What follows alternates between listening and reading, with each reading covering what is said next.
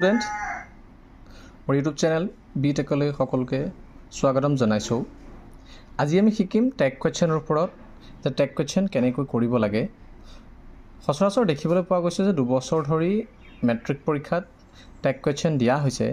তো বহুতো ল'ৰা ছোৱালী বা ছাত্ৰ ছাত্ৰীয়ে টেগ কোৱেশ্চন কেনেদৰে কৰিব লাগে ভালকৈ নাজানে। মই তোমালোকক খুব সহজ পদ্ধতিৰে কেনেকৈ টেগ কোৱেশ্চন কৰিব লাগে সেই বিষয়ে আজিৰ এই ভিডিঅ'টোত শিকাম। গতিকে তোমালোকে ভালদৰে চালে নিশ্চয় উপকৃত হ'বা বুলি আশা থাকিল। আৰু যিসকল ছাত্ৰ ছাত্ৰী নতুনকৈ মোৰ চেনেলটোলৈ আহিছে সিহঁতে লাইক আৰু ছাবস্ক্ৰাইব কৰি বেল আইকনটো যেন প্ৰেছ কৰি দিয়ে যাতে নতুন ভিডিঅ' দিলে সিহঁতে পায়। আহা এতিয়া আলোচনা কৰোঁ টেগ কোৱেশ্চন কেনেকৈ কৰিব লাগে। তো প্ৰথমটো হৈছে যে টেগ কোৱেশ্চনৰ নিয়মখিনি আমি লিখি দিছোঁ, সেইখিনি আমি প্ৰথমত ভালদৰে চাই লওঁ। তাৰপিছত আমি টেগ কোৱেশ্চনখিনি কৰিবলৈ আমাৰ সহজ হ'ব। তো প্ৰথমটোত কৈছোঁ বাক্যটো লিখি শেষত কি দিব লাগিব, কমা দিব লাগে। দ্বিতীয়টোত কৈছে বাক্যটোত অক্সিলাৰী ভাৰ্ব থাকিলে টেগৰ প্ৰথমত দিব লাগিব। তৃতীয় নিয়মটোত কৈছে অক্সিলাৰী ভাৰ্ব নাথাকিলে মেইন ভাৰ্বৰ টেন্স চাই ডু ডিড আৰু ডাজৰ যিকোনো এটা ব্যৱহাৰ কৰিব লাগে। চতুৰ্থত কোৱা হৈছে বাক্যটোত এফাৰ্মেটিভ হ'লে টেগ কৰোঁতে নিগেটিভ কৰিব লাগে বা নিগেটিভ হয়, আৰু বাক্যটো নিগেটিভ হ'লে টেগত এফাৰ্মেটিভ হয় বা কৰিব লাগে। 5 নম্বৰত কৈছে শেষত ছাবজেক্টটো বহে, কিন্তু ছাবজেক্টটো নাউন হ'লে টেগত কি কৰিব লাগে, ইয়াৰ প্ৰনাউনটোহে ব্যৱহাৰ কৰিব লাগে। 6 নম্বৰত কৈছে বাক্যটোৰ শেষত প্ৰশ্নবোধক চিহ্ন দিব লাগে।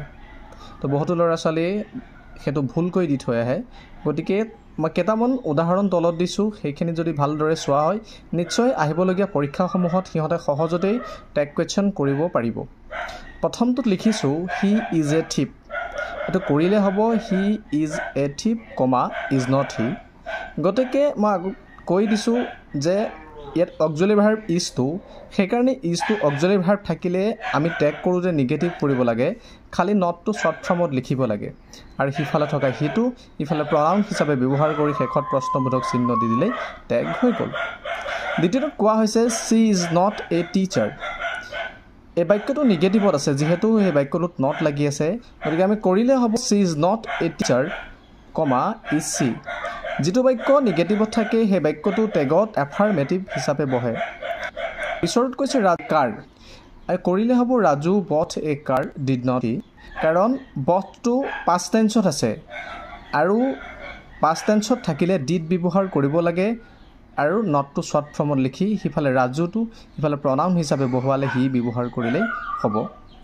কোনো বাক্যত যদি আই এম থাকে তেতিয়া টেগত আৰ নট হয়, আৰু নিগেটিভত থাকিলে যেতিয়া এফাৰ্মেটিভ কৰিম তেতিয়া আৰ আই হয়।